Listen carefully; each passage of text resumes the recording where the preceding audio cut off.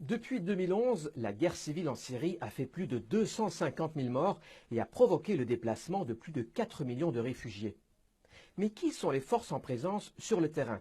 Pour simplifier, on peut dire qu'il y en a 4. D'abord, l'homme fort de Damas, le président Bachar al-Assad, qui règne sur le pays avec un pouvoir autoritaire sans partage.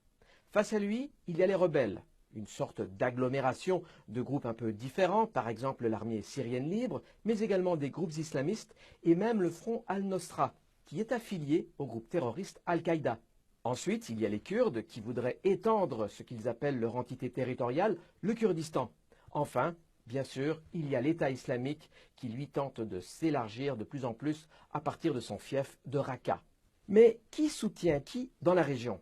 Assad est proche des chiites, donc forcément il reçoit l'appui de pays comme l'Iran ou encore du Hezbollah qui est basé au Liban.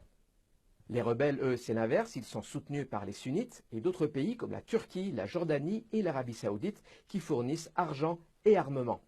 Les Kurdes, eux, peuvent compter sur un coup de main de leurs confrères turcs et irakiens. Enfin, l'État islamique peut compter parmi ses rangs plus de 30 000 combattants qui viennent de l'étranger.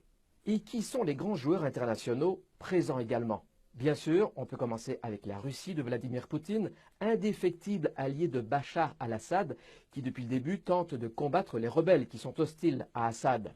C'est aussi probablement le dernier allié de Moscou dans la région, qui est fortement dominé par l'influence américaine. Les Américains, parlons-en justement, ils sont présents là également avec leur coalition dont fait notamment partie le Canada. Ils veulent chasser Assad du pouvoir et bien sûr donner un coup de pouce aux rebelles qui sont présents. Bref, la Syrie est devenue un terrain de jeu de plus en plus miné et on ne voit pas comment la situation pourrait se résoudre à court ou moyen terme.